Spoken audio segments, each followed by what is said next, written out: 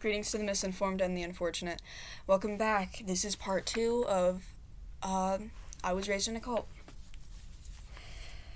Okay, we're just gonna get into it with my long ass article again. Okay. My life continued somewhat normal after that. There was much more tension in every room that I would enter. I would not be respected, and I knew it. I was not being respected, and I knew it. I continued going to school, although I had missed many days for being sick. I would refuse to go many times due to my depression. I wanted to die, and people around me started to notice. My appearance looked uncanny. I had deep, dark circles around my eyes, and my weight at this time was decreasing fast. My hair covered my face to hide my ugly appearance. Everyone around me felt the shame that I held deep within my soul. I should not have ever tried to go against my parents. I wouldn't eat lunch. My anxiety was overwhelming. My English teacher, who we called Miss Rachel particularly, did not like my presence. I knew that she would pick me out of the class and try to embarrass me in front of them. A few children from my class had noticed and asked why she was always upset with me. I personally did not know the answer to this. In 6th grade, I had written Miss Rachel a poem since she was an English teacher and enjoyed people's poems. It was fall time, and I decided to write a poem about the leaves falling and the sky becoming grayer. I handed the poem that I had written in neat, perfect handwriting, proud of myself. A day later, after class, she pulled me aside after everyone had left. She said, "Dear child, I'm concerned for your soul. I interpreted the poem that you gave to me as a cry for help." I stood there speechless. They continued to say that she would like to meet with me after lunch, but only if I wanted to. I immediately felt a lump form in the back of my throat, and my eyes started to swell. I had only tried to write a poem for her to gain her favor so that she would have mercy on me. I walked as quickly as I could out of the classroom since we were not permitted to run. I went to the bathroom and tried to stop myself from crying so that no one would notice my red eyes when I went out to recess. When my eyes started to dry up again, I went outside to be met with questions. The girls asked me what was wrong, and one of the girls asked if my cat had died or something. I had lied and said my cat did die, so that was why I was upset. I felt tension rise everywhere. Every time I passed by that teacher, I could feel her stare at me. It made me uncomfortable. When I finally went to 7th grade, I changed everything about myself to appeal to my parents, and especially boys. I would wear a full face of makeup every day to get attention. Makeup was strictly forbidden at this school, and I could hear some girls snickering behind my back about my blush. I had completely feminized myself regardless of how I felt about it. I had gotten in trouble for this, however, and the principal of the school had called my father because some girls from my class spoke to him about my blush. He had called my father to warn me that my use of makeup was strictly forbidden in this school. My principal, who was named Jeremy, had also asked my father why I was missing so many days of school to the point of it being excessive. My father told me that the principal had called and said these things. I instantly ran to my room and burst into tears out of embarrassment. I stared at myself in the mirror and started cursing at myself. I knew that I would never be as pretty as the girls in my class without makeup. I cursed myself, I cursed the principal, I cursed the girls who ratted me out. I was very depressed at this point. Events like this made up the entirety of my 7th grade year. I have nothing to add on to that, really. I kind of just said what I needed to say for that one. Summer and 8th grade year were hell. I was completely isolated during this. I had no one to talk to, and so I would go out into the woods and talk to myself like a madman. I continued to live my life alone for 8th grade. Everything was the same as I continued to become more psychotic. I feared myself and what I could do. I feared how I would be willing to go just to get the validation I craved so much. I craved the feeling of being loved. I tried to search for it elsewhere, but I had never and still have never found anything that could compare. I would have constant conflict in my mind. I knew what I truly desired at this time: death. After graduating from my 8th grade year, my mother noticed that my mental health was getting much worse, with me refusing to go anywhere. Not like I was allowed to go anywhere anyway. I realized this summer that I was non-binary. I learned what this even meant with the little internet access I had. So basically, the internet access that I had, there was this drawer with a really old phone, like, way in the back of it. It was really, it was so old. And it didn't work, so I tinkered with it for like 2 weeks. Or, sorry, just a week. I don't know why I said 2 weeks. I tinkered with it for like a week until it started working. And so that's how I would get my internet access. I don't know if my parents knew about that or not. I'm sure they knew like somewhat what I was doing, but I don't know if they knew that I had internet access on it. I think they just thought I was playing like games on it or something. So that's how I would watch things. And if you think that that is me being brainwashed, I think that that's not true because I realized who I was using the internet. Because don't you also realize who you are using the internet? Wouldn't you be also brainwashed? I was brainwashed by the Mennonites. I wasn't brainwashed by the internet.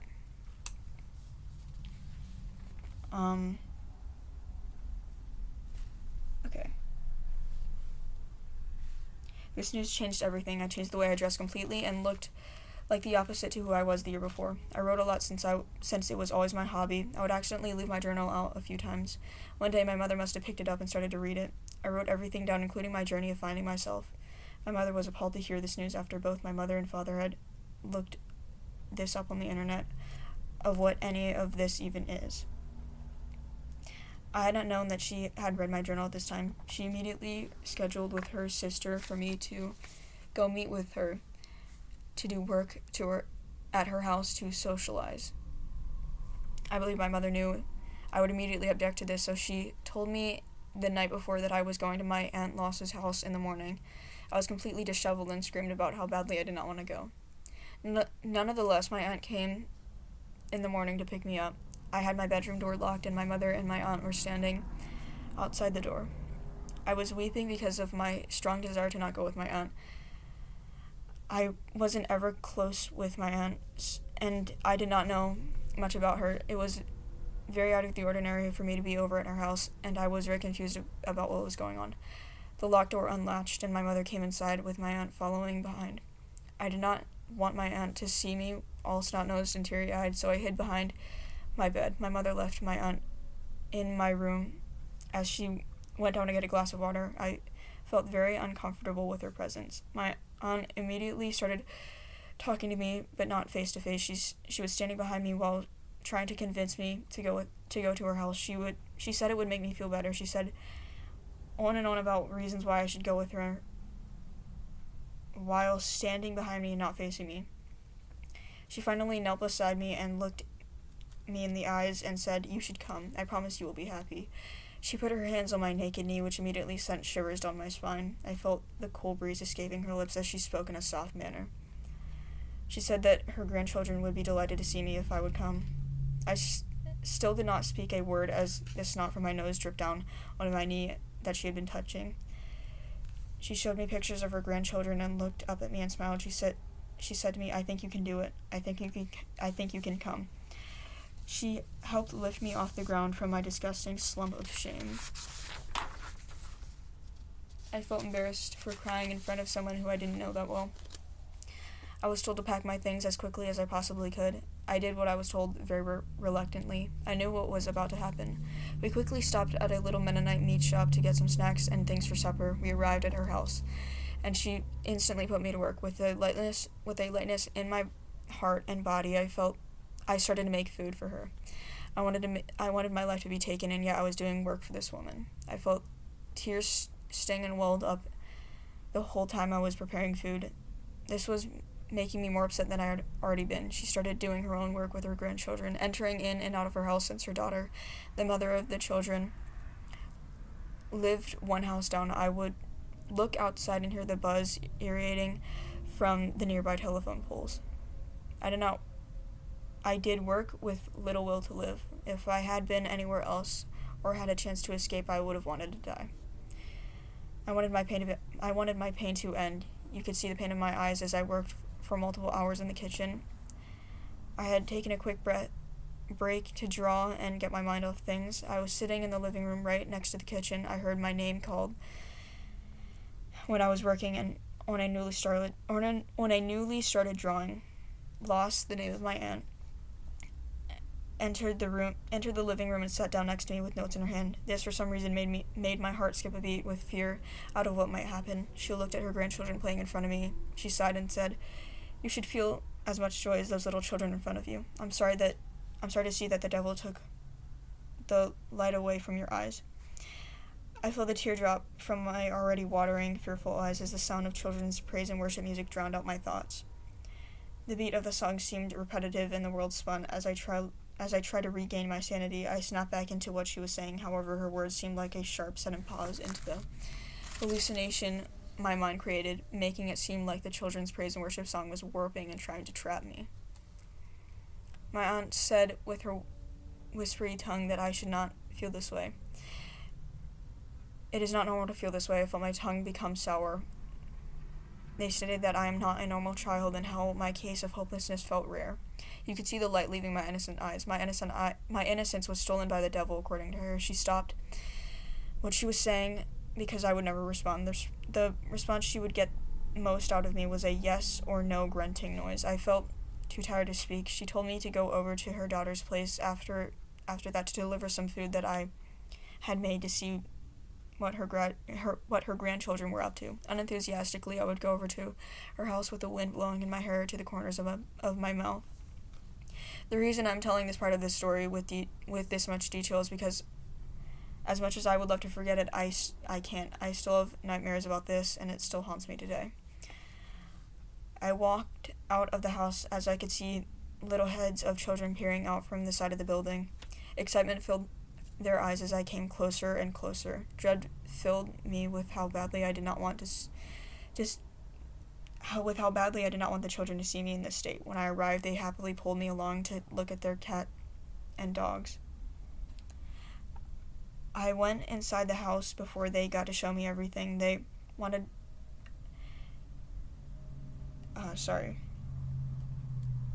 I gave them the food.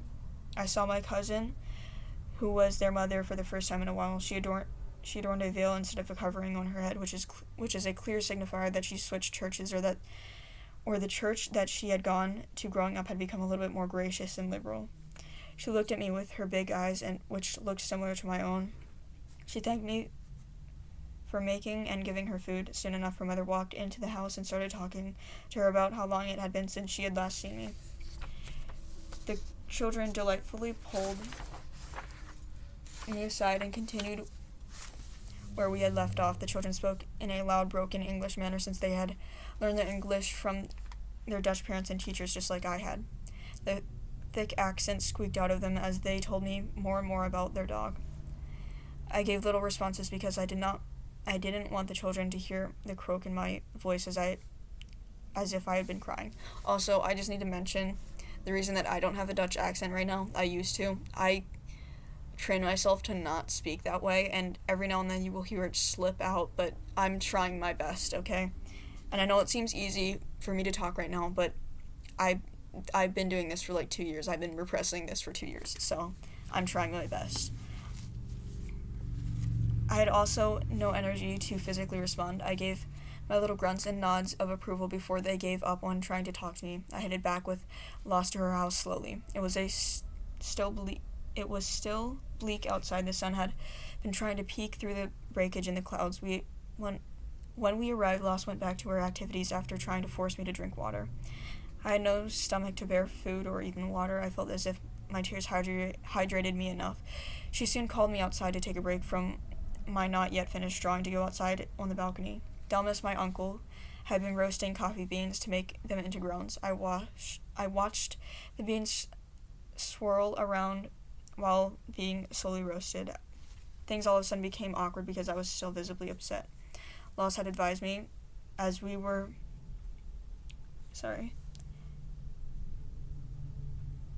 Me losing my spot. Delmas, my uncle, Loss had advised me as we were out there to look at the coffee ground spin. Look at the nature that surrounded me and see the beautiful creations of God. She sat me down on a chair, and she sat down on a chair facing me. She unwrinkled the notes that I had noticed her carrying While out on the balcony, she started to interrogate me, asking me questions about why I felt this way. Do you feel helpless in life? Do you feel constantly tired yet restless? Do you sleep properly? Do you have irrational fear? Do you have irrational pain? Do you feel happy as if Do you feel as happy as you were when you were younger? Do you eat properly? Do you have an appetite? Do you feel like wanting to kill yourself? These questions bothered my mind, so I only answered in a hushed maybe or I don't know. She said to me that she didn't want to diagnose me, but I might have some sort of depression. I'd known this before because of a diagnosis that my psychologist gave me. I already knew that I had major depressive disorder. I was not on medication because my psychologist said that if he gave it to me, it might take my spark away. I had no spark to begin with. I felt hopeless, like my only purpose was just to listen, never to disobey, never to seek awareness. The sun broke through the clouds at last. I felt warm on my cold, pale skin. I still felt upset. I didn't forget the way she just interrogated me. The way she said that I might have depression seemed wrong, like it was this unspeakable thing, as she said it in a hushed tone. I knew it was much more deeper than depression. I knew it was much deeper than depression. I wanted to die and see my lifeless body and my soul as my soul rose above me. I wanted death. I snapped back into it, however, because she flipped to the other side of her notes and motioned for me to sit next to her. There was little space on that chair for me to sit next to her, so I felt uncomfortable as her leg leaned against mine. She put her hand on my back She put her hand on my back as I had this debate in my mind that if she wouldn't get her hands off me, I'd kill her. But of course, that I did nothing about it and said nothing about it. Obviously, I'm not gonna hurt someone, but it obviously intrusive thoughts. I have OCD, so I have pretty bad intrusive thoughts, and that's how I felt in the moment. I wouldn't ever hurt anyone. Just thought I'd make that clear, please. I looked at her notes and saw a simplified drawing of a devil on the left-hand side of it. There were words floating above the devil's head as she read them aloud while wearing her reading glasses. The words read as, "The devil wants you to turn away from God Almighty. The devil is the main cause of depression. The devil makes people commit sin. The devil does not want you to see the glory of God." My mind spun as I still felt her leg against mine. I had this inner turmoil that told me that this cannot happen again. I did not want to be told that I was a servant of the devil, since my depression was clearly visible. They wouldn't be saying anything of me if I looked outwardly appealing. I had looked outwardly appealing for the longest time during my depression. I wore makeup and pretty dresses. I did my hair and acted as kindly as I could. When I had finally stopped living a facade, they were concerned. I just didn't care anymore. I stopped presenting in a nice, feminine, confident manner. My parents only cared when I stopped presenting in a nice, feminine, confident manner. My parents only cared then. They seemed to care more about that than the fact that I did not want to live. Loss went on, reading off from the other side of the page that had an animated drawing of an angel with words hovering above it as well. It said above the angel that God will cleanse you of your sins, cure your depression that is caused by the devil. He wants to show you the light of his love. My aunt began reading it off. However, I was completely lost in thought or disassociation. That I only heard her voice in rusty muffles. I did not want to be preached to again about how God was the only one who could save me, because where was he when I was completely open, reading the Bible daily, memorizing the book of Paul? I do actually have to speak about that. I memorized multiple books of the Bible, and when I say memorized, I memorized them and recited them to my teachers because that was a requirement for the school that I went to. I'm going to go on a bit of a tangent here. Sorry. So basically, the school that I went to was very, very strict, and obviously, like, memorizing books of the Bible. I specifically remember memorizing First Corinthians, and there's a lot of um, anti-feminist things in the book of Corinthians, which therefore um, proves me right that some of the things that are said in the Bible are misogynistic. I'm not saying that if you're a Christian, you're a bad person or misogynistic. That's not what I'm saying. But if you believe that, I believe that that is awful. Um, I memorized quite a few books of the Bible, and at that school, I do remember that there was also this system where if you would get a 95% or higher on a test or 100% on a quiz, you would get a ticket that was worth 25 cents from your teacher. And with that 25 cents, you would use that to buy a hall pass or like a marker if you forgot your marker in another class. So you'd have to buy a new one at that class that you were at, because you're not allowed to go back and get something, because if you forget something, you will get a slip, and that slip is for me forgetting words. I'm just gonna say that slip was just for forgetting things. If you forgot anything, you get a slip, and if you got enough of slips, it would give you a detention, and the detention was cleaning the entire school. Anyways, so I remember I would get a whole bunch of tickets from my quizzes and tests, and I would give them to other people because they needed them more than me. And there was one time when I needed to go to the bathroom so badly, but you can only use a hall pass if you're buying it with a ticket. That was worth 25 cents. So if you do not have a ticket, you have to have 25 cents with you. You have to have a quarter with you in order to buy a hallway pass, and nobody has a quarter on them randomly. Especially in middle school, who's gonna have a random quarter on them? So I needed to go to the bathroom so badly, and I was just not allowed to go because I didn't have a ticket, because I gave them all away to other people who needed them more. And yeah, there was just this one time that I wasn't allowed to use the bathroom, and I needed to go so badly because I didn't have 25 cents on me, which I believe is super weird, because most of the time when you use that 25 cents to like buy a marker or something, it was solely because you forgot it in another class, but you have to buy a new one because you're not allowed to leave the classroom while she's teaching. Or you cannot be excused to another classroom ever. And if you are excused, you will get a slip. And I forgot so many things at that school.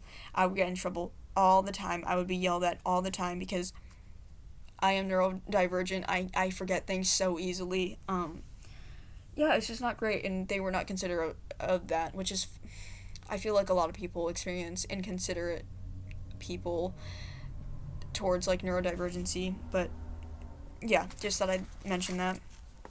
So back to where we are, after I said memorizing the Book of Paul. Why would he wait until I wanted to kill myself to finally save me? The story has constantly been told to me through various threats and warnings.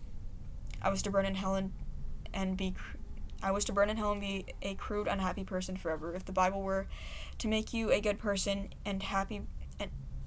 if the Bible were to make you good and a happy person forever, why wasn't I that way when I believed?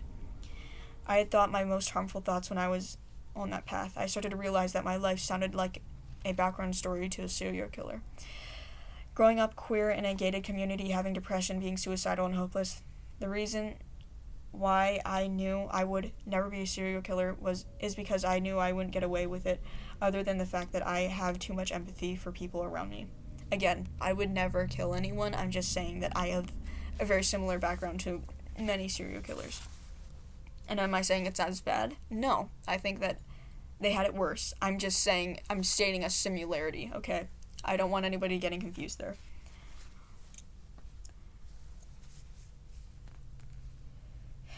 If anyone were to die, I would be the first suspect, considering my past and so-called future. Because I look like this, I would be the first suspect, obviously, because I look disgusting and gay. I have a feeling that people are really going to take the serial killer part way out. That I shouldn't have wrote that. That's not true. I wouldn't ever become that. Again, I have too much empathy for people around me. I wouldn't want them to die. Obviously, I'm saying that I would never get away with it. And also, that's wrong. My mind snapped back when she looked straight into my teary eyes as if to get my attention. My mind was still warping the objects around me as I got lost in the pool of my aunt's brown eyes. I was afraid. She said to me, "Have you ever considered giving your life up to God?" Her words angered me immediately. I have not felt more disrespected in my life considering that I devoted most of my life to Christianity. I felt completely discredited and disregarded as if the work that I had done in the past does not matter anymore. I spent restless nights memorizing the Bible and reading it just in case I might die in my sleep, and I wanted to be sure that I would go to heaven. I would hold my hand on my heart just in case it would stop beating. I would wait and wish for an immediate sign from God that I was going to heaven. I would think in my mind that if He caused a rush of wind to move that curtain that was draping the window, if He might make a sparrow sing to me at this moment, or if it would start to rain, that would be my confirmation that I was going to heaven because He was listening to me. Whenever I would wish for those simplistic things, they would never come. I would cry out to God to have mercy on me. Please do not send me to hell. I did not want to face the unimaginable suffering and pain for eternity. Those thoughts had all started at the age of 7 before I could even fathom the concept of death properly. I still can't fathom the concept of death, however. I wish that I could have told Lost that. I wish I had the strength to say to her face, but the guilt of even thinking that made me feel wrong. I am wrong. What if this was really going to help me? I started to question myself, but I never answered her question. Lost immediately made a suggestion to go out on a walk. I agreed because I thought it would be best for me to go out and get some more fresh air. She quickly got to the stroller so that she could push her grandchildren around. We walked for a while. I thought this would be the perfect time to ask her if I could go home now, since she had stated before that I could go home whenever I desired. My mind stirred as I tried to gather my courage to make up an excuse for why I wanted to leave. I had to make an excuse because I knew she wouldn't let me leave without a proper reason. I then told her while we were walking down a hill that I would like to go home so that I can sleep in my own bed since it would be more comfortable. She immediately sighed and replied, "Really? You can't just sleep in the nice bed that we made for you just this once? You know what? I think you can do it. I believe that you will make it, my dear." Time passed and she made spaghetti and garlic bread for supper. I could not eat this food because I have sensitivity to gluten and dairy, and had been on a gluten-free and dairy-free diet for 2 years now. My aunt was fully aware of this fact, but made this for supper regardless if I could eat it or not. By the way, if I eat gluten or dairy, I could possibly throw up, so just thought I'd make that clear. And I would get very sick physically, so I can't be eating that. My aunt was fully aware of this fact, but made this for supper regardless if I could eat it or not. Not like I would have eaten anyway because my depression was still affecting my eating habits, but it would have been nice to eat a little something to warm my chilled body. I said that I did not want to eat, but my aunt said to me that it was gluten-free. I knew that she had lied about that because I saw her pulling out the flour to make garlic bread and use regular spaghetti. She also didn't mention anything about it being dairy-free either. I did not know exactly why, but this made me really angry. I sat there at the table because I was forced to sit with them at the table while they ate. I watched them eat messily as if they had never learned how to use a fork properly, as they took the serving spoon to get their third helping. My stomach hurt while watching them eat because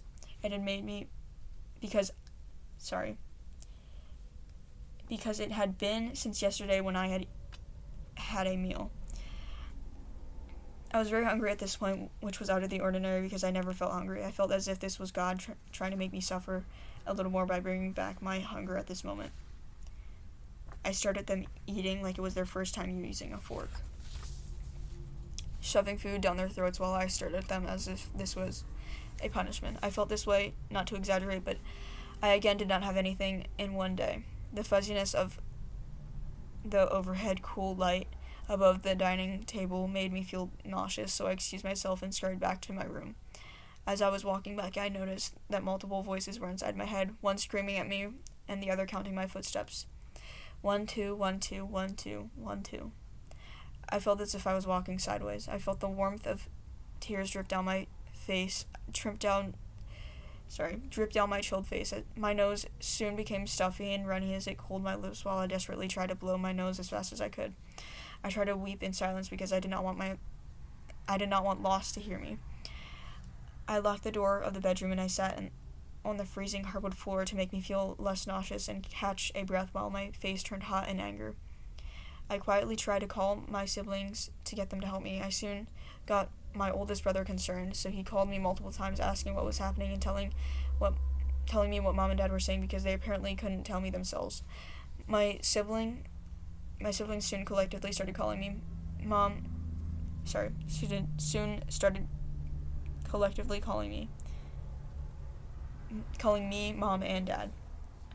My sibling called me and asked me if I could notice what the address of the house was and where I was exactly. I told them that I felt as if I needed to throw up. They tried to calm me down, but something stuck out to me when they were talking to me. They said that this was what it was like to be a hostage. You are a hostage. Those words, me forgetting how to read, those words rang in my ears while I tried to deny the complexity of this situation. My aunt knocked on my door while I was talking on the phone with my siblings and asked if everything was all right. "May I come in?" She said in the coldest tone I had heard from her so far. I silently said that I needed to go to sorry. I silently said that I needed to go to my sibling and hung up. I opened the door without thinking what I looked like prior. I was a sobbing mess, and she noticed. She looked at me and went over to get a tissue out of the box and handed it to me. She put her hands on my back and shoulders, which made me really uncomfortable and suddenly made my body excruciatingly hot. All I wanted was for her to take her hands off me. But I couldn't ask her because I thought it would be rude. She said to me that I seemed distressed and asked me if I would like a back massage. I moved away from her, sliding her hand up and down my back while she had the other hand draping over my shoulders. I shook my head. I had so much to say in my mind, however, I felt beyond violated. I seemed as if I was uncomfortable by her touching me, didn't I? She saw my phone that I rapidly thrown on the wooden floor that I had rapidly thrown on the wooden floor before she answered. She looked at me in the eyes and said, "You shouldn't be talking to your siblings because I believe they are the ones who cause turmoil. You should steer away from talking to them because it is for your better good. Also, I don't believe your sibling treats their partner very nicely. You should stray away from them." She asked me if I knew that my sibling didn't treat their husband right. I shook my head. She had not spoken to my sibling in about 5 years. I knew that what she was saying was a lie to try to make me realize the evils of what my sibling and I were doing. Evils in quotation marks. I started to sniffle and the tears started running down my face. I started openly weeping at this point. I was disappointed in myself for that. Lost handed me another tissue and spoke to me again. You should not go to bed with turmoil in your mind, sweetie. That is when the devil is awakened. I looked at her, confused by her words. The thing she was right about, though, is that I did go to bed with turmoil in my heart every restless night. I continued calling my siblings, which they had considered calling the police, but decided against it. I waited and waited for a response from my parents. It seemed like it had been an eternity, but it had only been 2 hours. I suddenly heard the front door open and a familiar voice speaking to Lost. My mother had come to pick me up finally at 10:30. I grabbed my things as quickly as I could and darted out of the dingy, colorless bedroom that Lost had set up for me. To be honest, it looked like a bedroom you would find in a mental hospital. My mother looked at me when my face appeared from behind the corner. Regret filled her eyes as if she didn't want to have me as a child. I looked at her and smiled. I tried to be responsive and cheerful as possible. My mother asked me in a sweet yet somehow fake tone, "Are you sure you cannot stay overnight?" I knew if Lost weren't around, I would be yelled at. My mother wrapped her arm around my shoulders as we walked outside into the cold night. We walked silently to the car. We got in the car and there was silence. We got in the car and there was silence when we were driving home until I broke the silence. I immediately cried out and said that I didn't ever want to go back there. My mother looked at me and asked, "Why?" "It's good for you to get out of the house. It's a good thing for this to happen because we are trying to help you." I told her that something weird happened, something was off when I was there. "Did you plan for her to ask me inappropriate questions?" She said, "Absolutely not. I don't think that ever happened. I think she was trying to help you and be nice." She then said to me, "You must promise that you will finally obey me. If I allow you to stay at my house, you must obey. You feel this way because you lack obedience in your soul." I looked at her and I didn't expect anything less depressing to come out of her mouth. I cried again and said, "Yes, Mother, I promise. Please let me go home. Please don't send me back there. I promise to obey you and listen to you." I repeated this over and over until she finally believed my words. I psychologically felt like a 5-year-old child again. At this point in my life, I was 13 years old. I felt as if I had deconstructed myself and ripped my grown skin off to reveal the vulnerable child that lived within me. I cried while accepting my fate, that I will be nothing more than their little child. My mother said to me that if I disobey once more, I will be sent back. The reason they gave me every time they say that they are upset with me is, "You look like a goth. You only wear red and black. The reason for that is because you want to symbolize the devil. You wear jewelry that makes you look ungodly. You should want to look put together and godly you should want to look put together and godly. You are not normal." I would remind you that I would still dress in a very strict manner, but sometimes I would like to wear a necklace that I made for church. The fact that I cut my hair slightly shorter deeply upset them. The fact that I wore red and black dresses deeply upset them.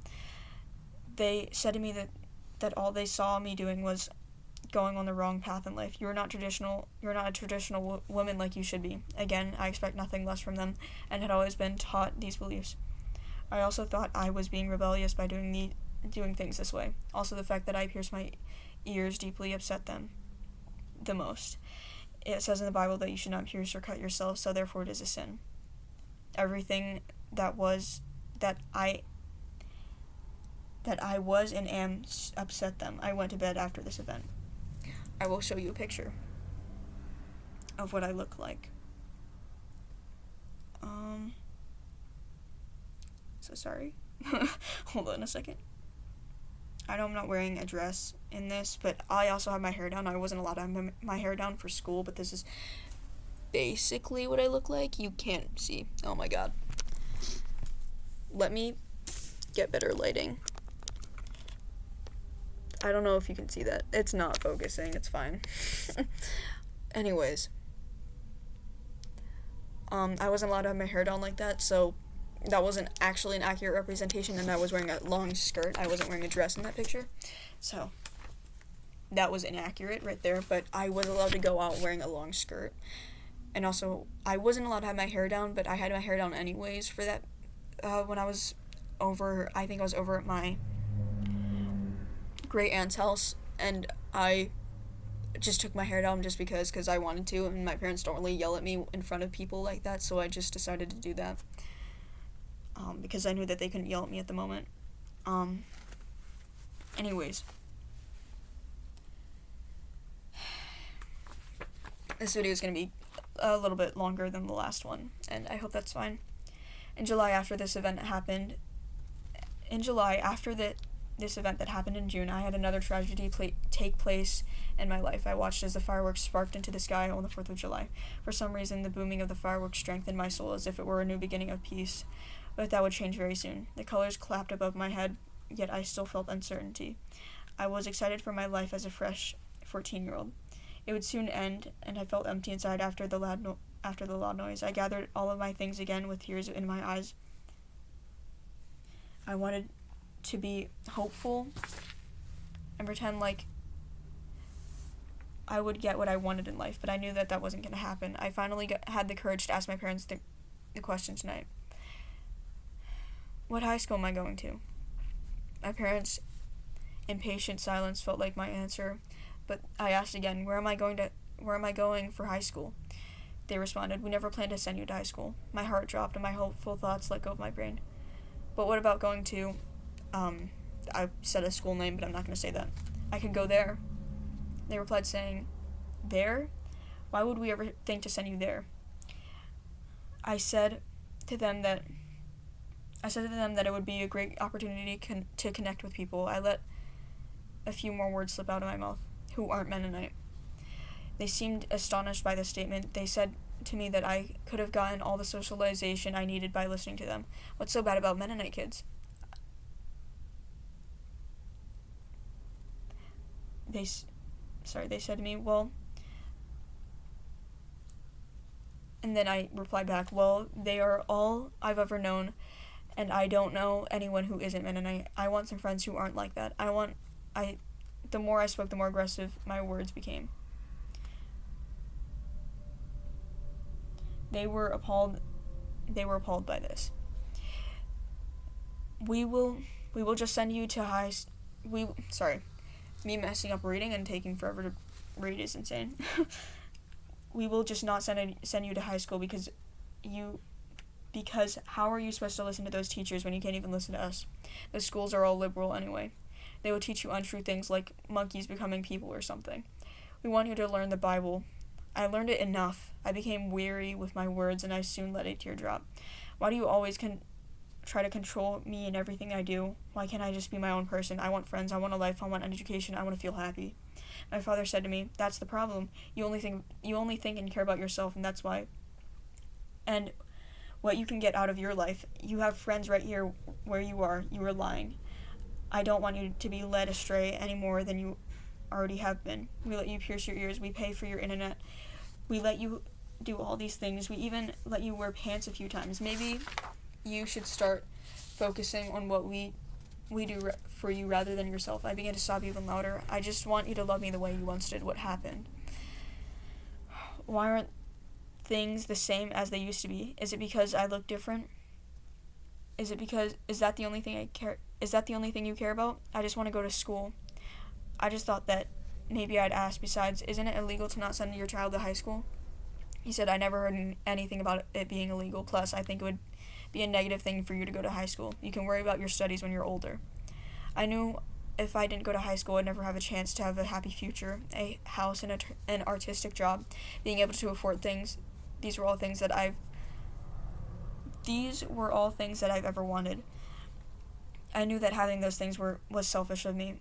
I knew that wanting to have those things were selfish of me. I started to question my sanity. It was happening again.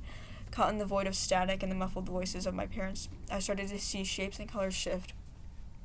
It felt like I was levitating, looking down onto my head and back.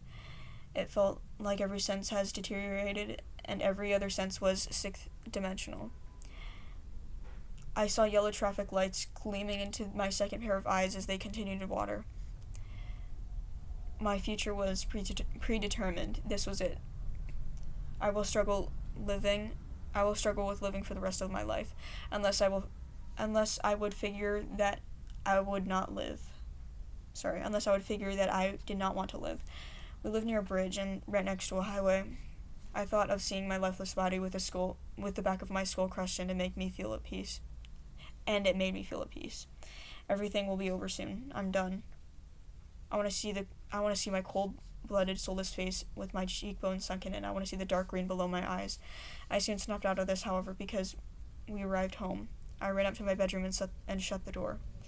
I used my internetless phone to call 988, not knowing if it would work because I could only contact pre-approved numbers by my parents. My parents got me a phone, this phone actually, and you can only contact pre-approved people by my parents. But you can call emergency numbers, I do believe, which is very fortunate for me.